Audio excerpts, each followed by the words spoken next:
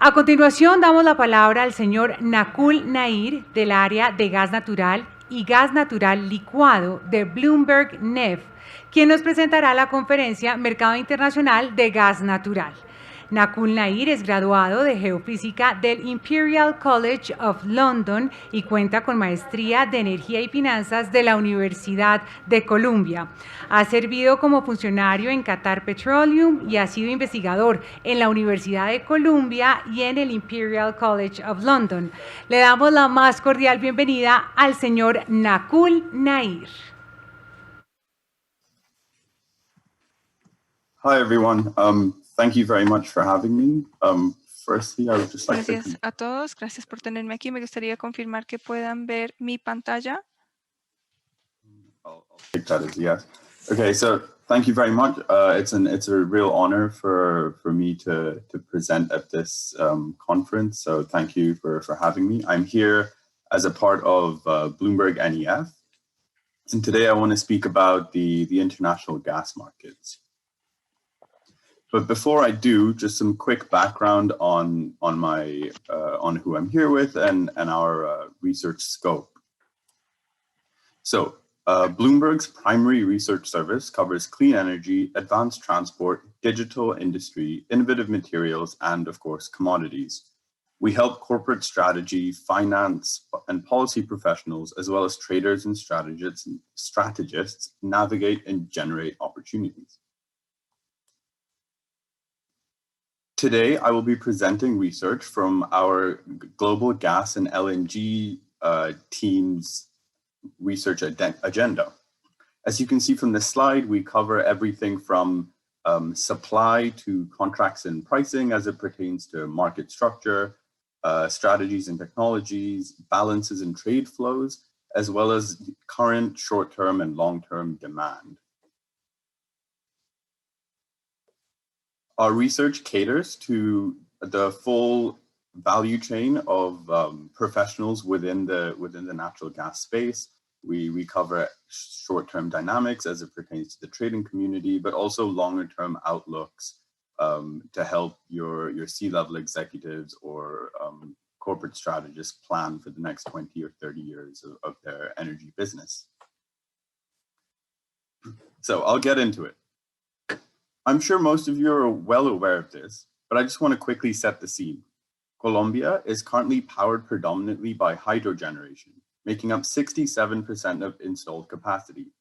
Gas only constitutes 15% of the power mix.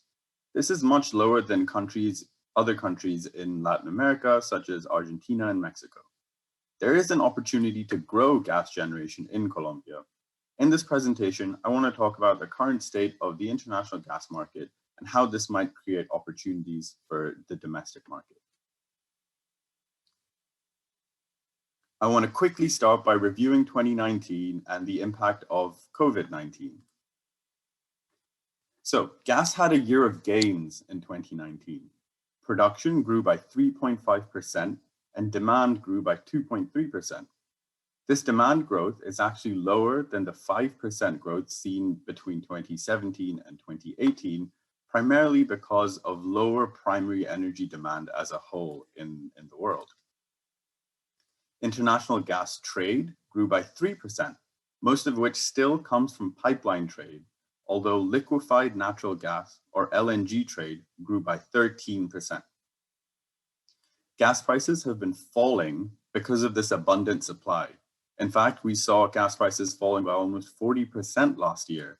And this helped gas grow its share in the primary energy mix to just over 24%. So what does that 24% mean in the global context? Well, as the chart on the left shows, 24% is just below that of coal, which sits around 27% of the primary energy mix. In the next few years, we expect gas to overtake coal and become the second largest source of energy globally. Switching over to the power mix, which is a subset of the overall energy mix, we can see that in 2019, coal generation on the whole has been replaced by gas generation and by renewable energy. The primary purpose of gas generation today is to serve baseload energy needs and also to manage the intermittency of renewable generation. However, the chart on the right shows that gas overall still in the power mix is quite low compared to that of coal, only constituting 23% of power versus coal's much larger 36%.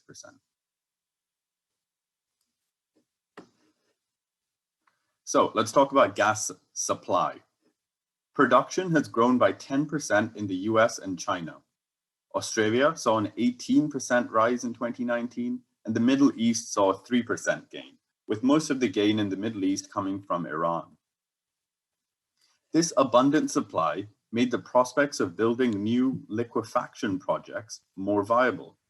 On the right chart, you see that 2019 was a record year for global LNG final investment decisions. As many of you might know, building a new LNG export project is a very capital-intensive process, and developers are constantly trying to bring costs down. This new wave of LNG is implementing innovative design and construction methods to achieve lower costs. Two notable innovations are the gravity-based structures used in Arctic LNG-2, located in Russia, and the modular mid-scale liquefaction units used in the Calcasieu Pass project in the United States. So there aren't any prizes for guessing what happens to gas prices when you inundate the market with supply. The precipitous fall in price hubs across the world, shown on the leftmost chart, captures this dynamic. Interestingly, the price collapse is making gas more competitive in liberalized power markets such as the EU. As shown in the middle chart, we are seeing significant coal to gas switching.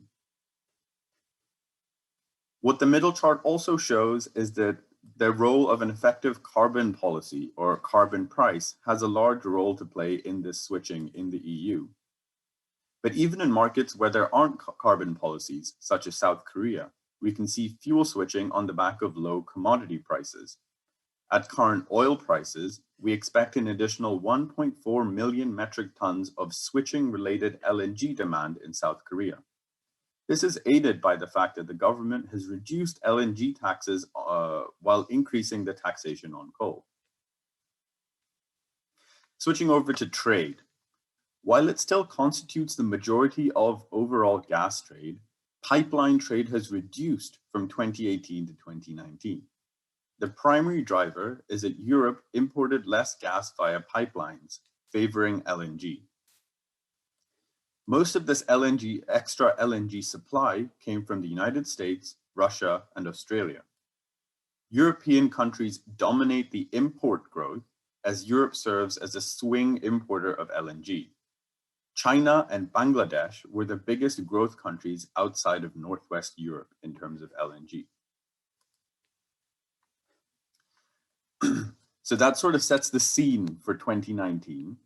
However, as many of you are aware, towards the end of 2019 and especially early this year, the coronavirus pandemic took over the world and has had deep impacts on the global gas market.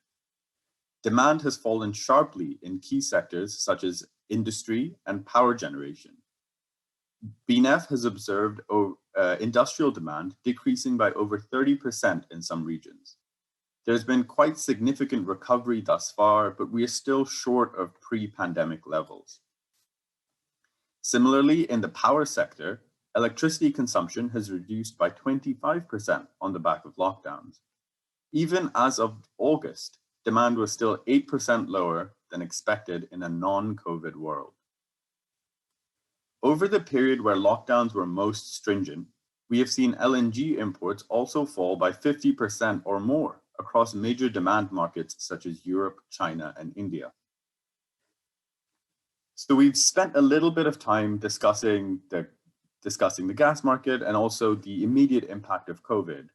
What I think is particularly interesting is how all of this develops. How do you model or how do you understand the growth of gas under these different scenarios for the virus? Do we still see growth?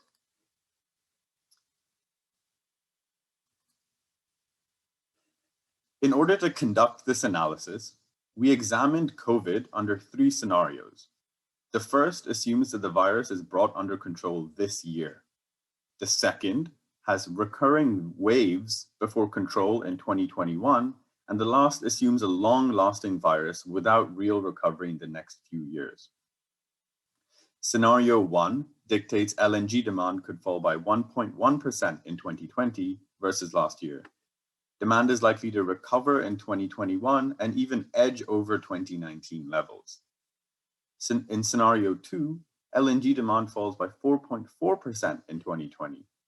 Recovery starts next year, but demand is unable to reach 2019 levels. By 2022, demand converges with scenario 1. Now, under scenario 3, which is the recurring waves of infection, LNG demand could fall by up to 5.3% next year. It declines further, 5.3% in 2020, and it declines further next year as economic growth and infrastructure development is severely impacted. Recovery comes around 2022, and it finally converges with scenario 1 in 2024. At the moment, we think scenario 1 is the most likely, thankfully. Examinations of recent trends in LNG data show that the worst of the virus-related impacts are behind us thus far. We are seeing a recovery in imports from major markets such as China and India. Now I want to focus on the future of LNG a bit further and expand the horizon up to 2040. In the coming decade, the global LNG market will be flooded with supply, while low spot prices will likely become the norm. About 92 million metric tons per annum of supply capacity received final investment decision between 2018 and 2019, many without confirmed end users. The world's LNG supply volume will peak at 483 MMTPA in 2028, with all new projects commissioning and existing production growing at 34% from 2019 levels. But global demand will not grow at the same pace during that period. In fact, global LNG imports only reached 352 MMTPA in 2019 and grow 29% to 454 by 2030. So there's a gap between the supply at 483 and the demand at 454. This gap was originally projected for the mid-2020s, but now, because of all of the additional LNG capacity, it has been pushed out to past the 2030 mark. Though COVID-19 will bite demand in the next 3 years, the LNG oversupply situation will be worst between 2025 and 2028, ranging at over 80 million metric tons per annum of excess supply. In fact, no new supply capacity is needed until 2032, but some projects may still be approved in the hope that low prices may create additional demand. Given the prolonged supply glut, the outlook for potential final investment decisions looks bleak. New LNG capacity is not required until after 2030, assuming a standard 5-year construction period. Developers would need to make the call on building new capacity around 2025. Nevertheless, projects are expected to press on with FID despite the fall in oil prices and the COVID-19 pandemic. The Qatari expansion will be the biggest as Qatar plans to approve a phase 1 expansion to increase their overall LNG capacity to over 100 million metric tons per annum. This approval will likely occur next year. There's also a phase 2 where Qatar plans to add another 16 MMTPA and is targeting first LNG export in 2027. Given Qatar's ambition to be the world's dominant LNG producer and its financial strength as a national oil and gas company, near-term demand disruptions will unlikely derail their plans. It is the Gulf states' chance really to stomp out the competition. Other notable projects that we think might go ahead are Mozambique's Rovuma LNG and a couple of smaller expansions, all totaling in about 30 million metric tons per annum. So this map is just meant to show all the various LNG projects that potentially could be given the green light where they're located. So that's the picture out to 2040. Where's the real growth? What are the opportunities? Across the world currently, power generation is the largest demand sector for LNG, accounting for 45% of global LNG consumption.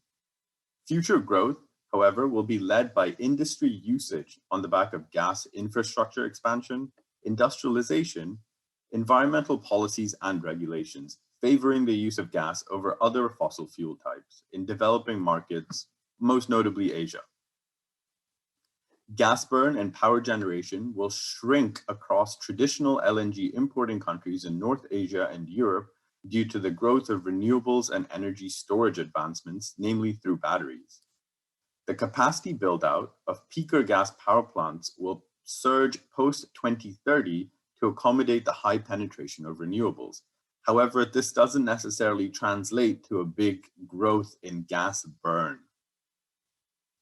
Baseload gas-fired power capacity continues to expand in some emerging economies, especially in Southeast Asia, in tandem with economic growth. Gas use in the residential and commercial sector will expand in countries where large investment is planned in the gas distribution network. Both China and India have ongoing plans to add a large number of households and businesses to their expanded city gas networks. A shift to LNG-powered vessels from dirty fuel oil, pushed by the IMO's emissions regulations, along with local environmental regulations and improved LNG truck economics, are expected to expedite LNG's growth as a transportation fuel. There's a striking shift in demand growth from traditional markets to emerging markets that'll take place in the next 20 years.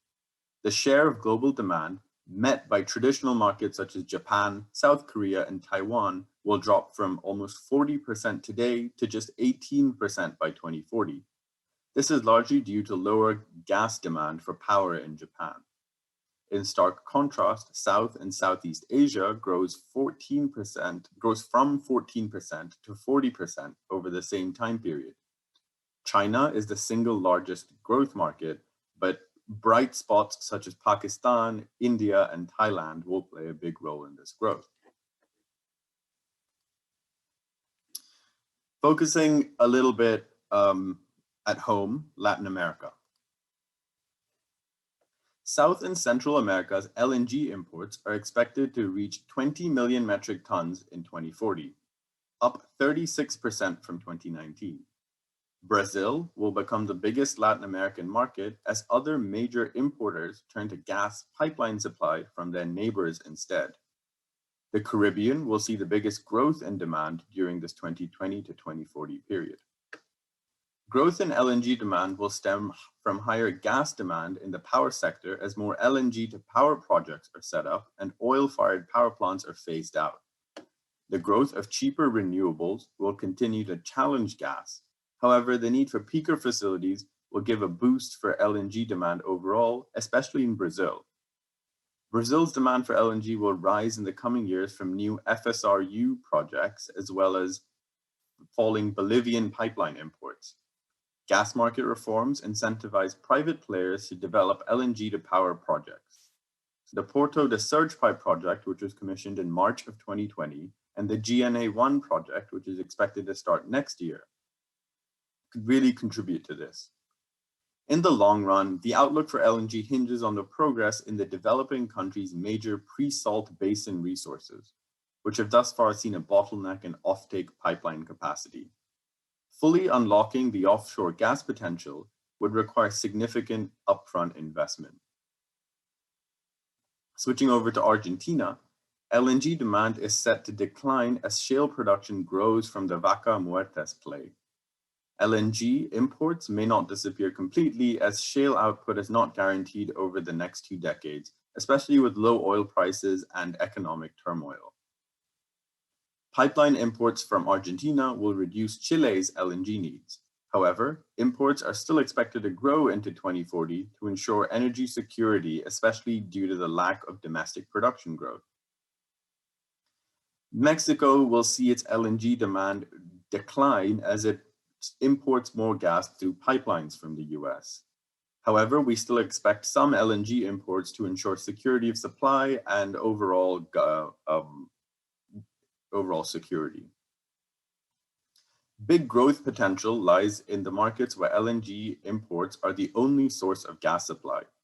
Puerto Rico and the Dominican Republic have large amounts of oil-fired capacity and present opportunities in gas switching potential.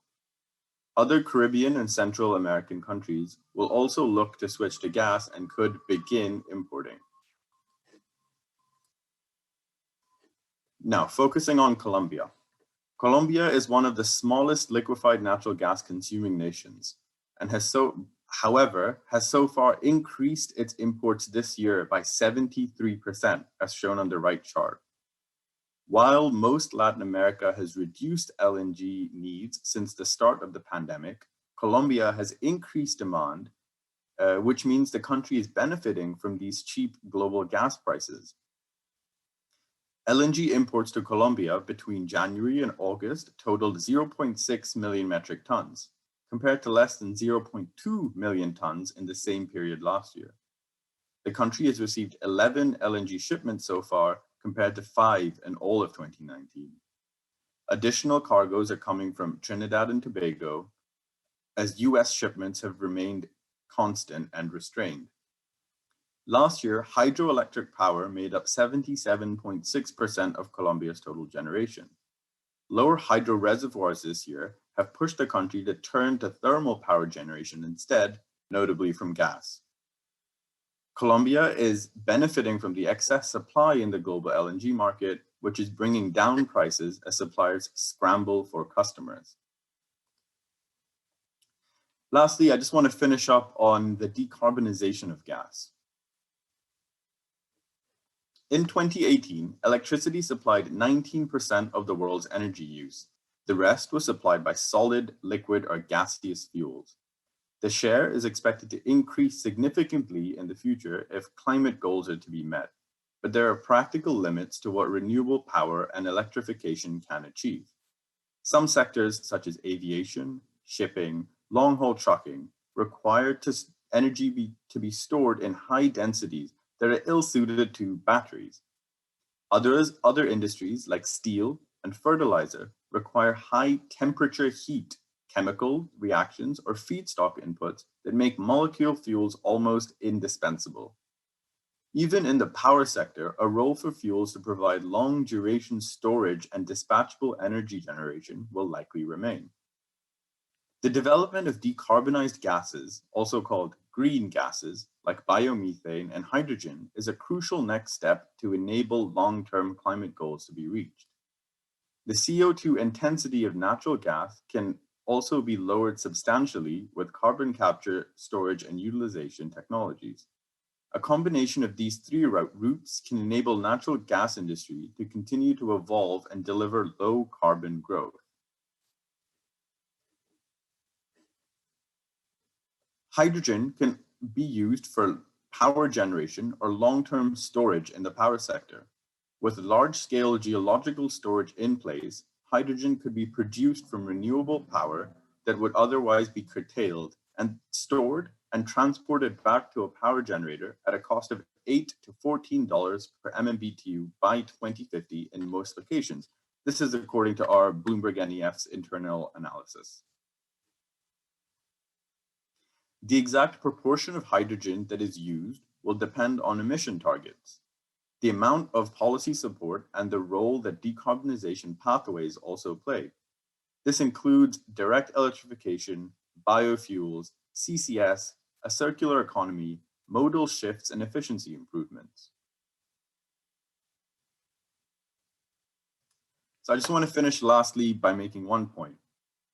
Low density also makes hydrogen expensive to transport via road or ship. Moving hydrogen by these modes can cost more than producing hydrogen in the first place. However, hydrogen flows nearly 3 times as fast as methane through pipes, making this a cost-effective option for large-scale transportation. Pipeline transport works in a very similar way to natural gas. There are around 4,500 kilometers of dedicated hydrogen pipeline in operation today. The natural gas network can also be potentially used to repurpose to carry hydrogen. However, care needs to be taken to ensure a large-scale pipeline infrastructure is compatible, as materials used in some existing high-pressure gas pipelines can be embrittled when hydrogen is introduced. So I'd just like to finish there, and I'm happy to take any questions or hand back over to the hosts. Thank you very much, everyone.